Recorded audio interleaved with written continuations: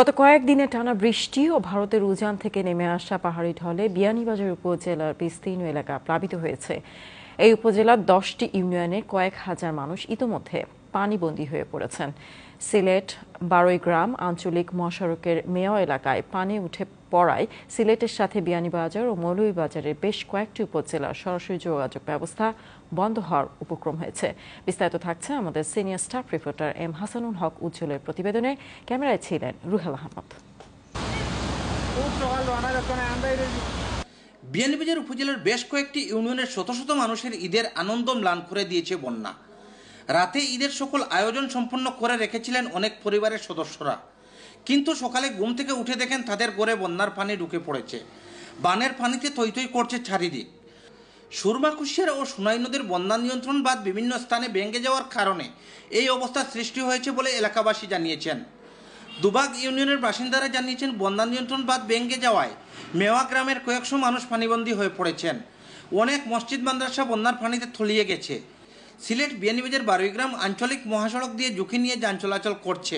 কোনো নির্মাণ কাজ হয়েছে না, যে বিধার কারণে কুশিয়ারা নদীর পানি ডাইকর সমতুল্য ডাইক ভাঙ্গা ছিল আগেও, আর এখন আরো ভাঙ্গি গেছে, যার কারণে পানি প্লাবিত হয়েছে। আমরা বাড়িজনে হাতিরা বাড়ি আমরা গরবিতে পানি উড়ানো পানি আপনার ডাইক ভাঙ্গিয়া ডাইক ভাঙ্গিয়া চকুর উপরে পানি হুটা হুটা চকুর উপরে বিপদ সীমার উপরে পানি। বন্যার খবর পেয়ে প্রশাসনের কর্মকর্তারা সরেজমিন বিয়ানীবাজার উপজেলার বেশ কয়েকটি ইউনিয়ন পরিদর্শন করেছেন।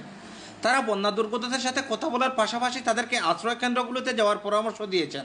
এই দুবাগ ইউনিয়ন সহ আরও দুই একটা ইউনিয়ন প্লাবিত হচ্ছে এবং আমাদের অনেক লোক এখন পানিবন্দী।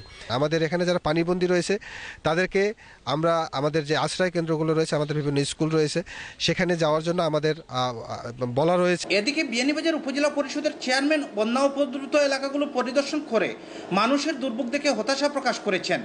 এই যে অকাল বন্যা এখানে হয়েছে, এগুলা দেখলে খুব দুঃখ লাগে। মানুষের ঘরের ভিতরে পানি, মানুষের মানে উভয়ে দাঁড়াইবার কোনো জায়গা নেই, এমনকি পালং খাট সব কিছু পানির নিচে চলে যাচ্ছে এবং হাঁস মুরগি গরু বাছুর এই নানান তার যে পশু পাখি যা আছে সব নিয়ে মানুষ খুবই আতঙ্কিত। বিয়ানীবাজার উপজেলার দুবাগ, চারখাই, খোলার বাজার, আলীনগর, মরিয়া, তিলপাড়া, লাউতা ইউনিয়নের বেশিরভাগ এলাকা ইতিমধ্যে পানিতে তলিয়ে গেছে।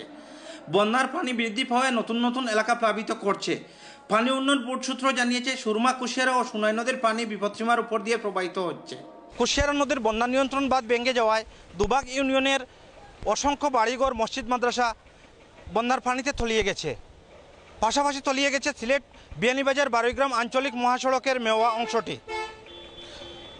পানি বৃদ্ধি অব্যাহত থাকলে যে কোনো সময় সিলেটের সাথে বিয়ানীবাজার, বড়লেখা, মৌলভীবাজারের সরাসরি যোগাযোগ ব্যবস্থা বন্ধ হয়ে যেতে পারে। এম হাসানুল হক উজ্জ্বল, চ্যানেল এস নিউজ, বিয়ানীবাজার।